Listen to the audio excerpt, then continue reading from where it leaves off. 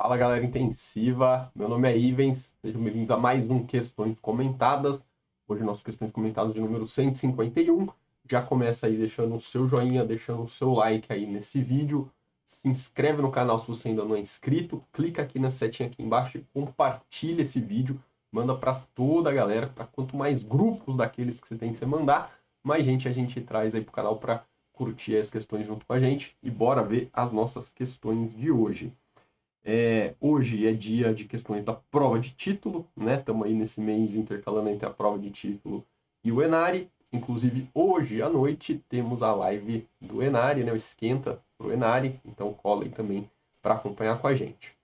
Então, vamos lá. Monitorização gráfica da ventilação mecânica pode demonstrar a presença de assincronia paciente-ventilador, como, por exemplo, a assincronia de fluxo inspiratório excessivo, que pode ser detectada pelos seguintes fatores.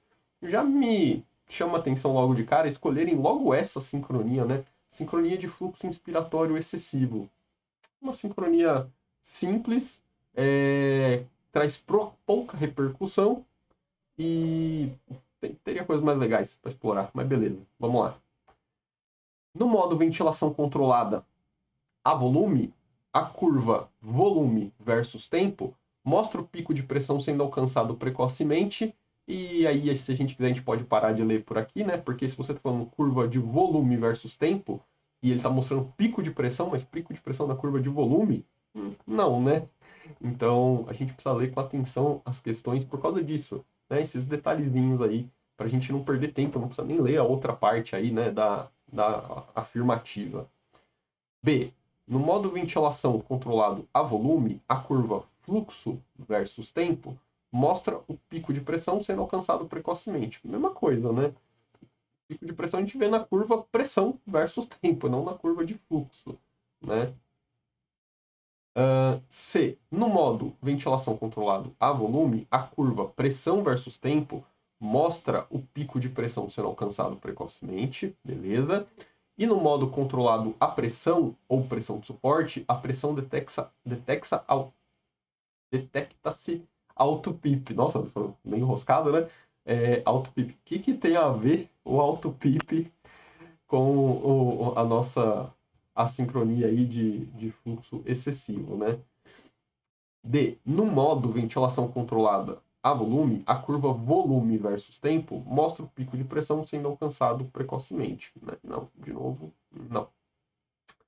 E, no modo ventilação controlada a volume, a curva pressão versus tempo mostra o pico de pressão sendo alcançado precocemente, tá? Beleza? E no modo controlado a pressão ou pressão de suporte, a pressão das vias aéreas ultrapassa o nível ajustado. Beleza.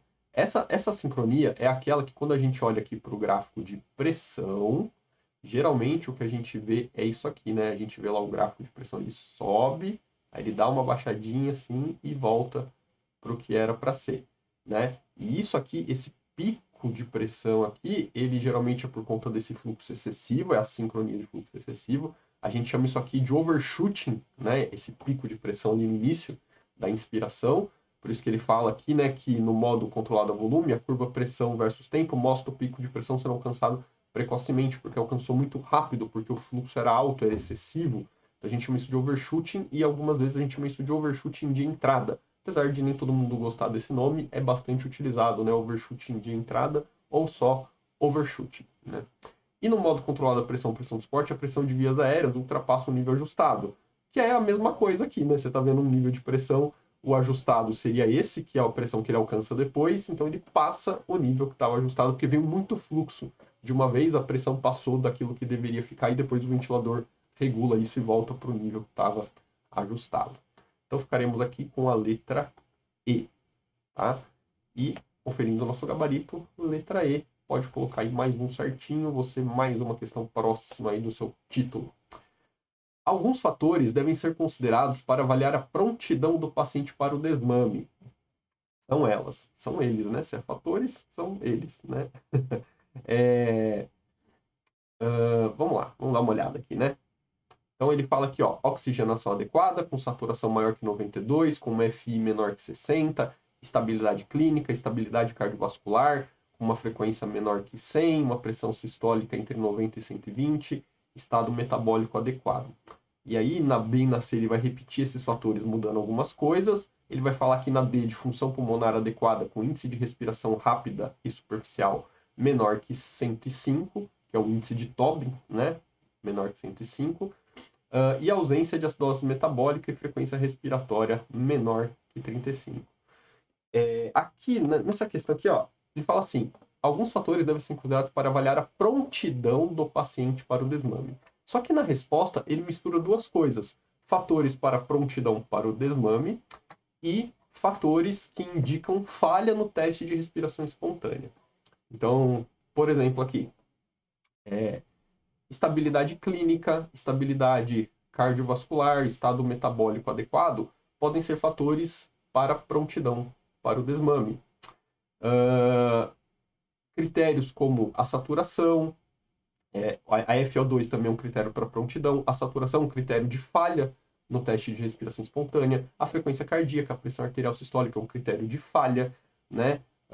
O valor do índice de respiração rápida superficial pode ser um fator que aumente a chance do seu paciente falhar na extubação e não no desmame. A frequência respiratória maior que 35, por exemplo, é um critério de falha no TRE. Então ele mistura um pouco as coisas, tá? Mas vamos lá. Saturação maior que 92, FO2 menor que 60%, né? 0,6. Não, porque o que ele fala, né? Se a gente pegar as diretrizes brasileiras de ventilação mecânica lá de 2013, o que ele fala é que a saturação durante o teste de respiração espontânea, né, tem que ficar acima de 90, cair abaixo de 90 é um critério de falha no teste de respiração espontânea. A FO2 como um critério de prontidão para o desmame é uma FO2 menor ou igual a 40, então não é 60, né? Alguns artigos, algumas coisas vêm como menor que 50, na diretriz vem como menor ou igual a 40, tá? Estabilidade clínica, legal. Estabilidade cardiovascular, que são os critérios para prontidão para o desmame, entender que o paciente está pronto para fazer um TRE. Aí ele fala que frequência cardíaca menor que 100, não. Ele fala lá que a falha é uma frequência cardíaca maior que 140. Tô até olhando aqui que eu deixei aberto aqui na página da diretriz para ver se é isso mesmo, e é isso mesmo para não falar o valor errado. Pressão sistólica entre 90 e 120, não, é entre 90 e 180. Então, se cair abaixo de 90 ou for maior que 180, ele considera como falha no teste de respiração espontânea, né? Então, essa A não é. Vamos ver a B. PO2 maior que 90? Não, porque primeiro que PO2 maior que 90% já está errado, né? Vamos considerar que seria saturação maior que 90%? Aí sim, beleza. Aí podemos considerar com FO2 menor que 40, legal. Estabilidade clínica, tem que ter estabilidade cardiovascular. Aí ele fala, ó, frequência cardíaca maior que 140? Não, menor que 140, né? E como eu disse, a pressão sistólica entre 90 e 180. Oxigenação adequada, aqui na C, né? Saturação maior que 90, legal, com FO2 menor que 40, estabilidade clínica, estabilidade cardiovascular, frequência cardíaca tem que estar menor que 140, pressão arterial sistólica entre 90 e 160? Não, entre 90 e 180, só que tem um detalhe. Nessa questão aqui, a C é a letra correta. Eu já vou até mostrar para vocês aqui o gabarito, ó. A C é a letra correta. Ou seja, colocaram errado. Ou não foi a diretriz que eles usaram de referência para isso. Porque na diretriz está aqui, ó, entre 90 e 180, tá bom? Não é 160 que estava na diretriz. Mas, ó, a letra C tem todos os critérios aqui para a gente considerar, descartando ali aquele 160, né? Função pulmonar adequada? Bom, função pulmonar me remete à espirometria, né? Então, pô, embaçado, né? Falar isso. E o índice de respiração rápida e superficial ele não é um critério de falha, ele é um critério que mostra chance de maior sucesso ou insucesso na extubação, né? A ausência de acidose metabólica, frequência respiratória menor que 35, né? Até daria para considerar, né? Mas é complicado, né? Aí a gente teria que falar que teria duas certas, sei lá, né? Então, aqui o que está mais correto é a C e é o que ele considera como resposta correta. Então, mas ele misturou algumas coisas aí como prontidão para o desmame, que é o paciente que está pronto para fazer um TRE, e critérios de falha no TRE, tá? Então, misturou um pouquinho duas coisas aí. Aquele 160, na verdade, é 180.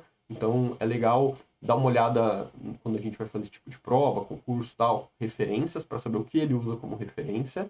para a gente também poder depois, se a gente for reclamar, por exemplo, num recurso, poder mostrar que a referência que eles usaram fala diferente do que está na pergunta, certo?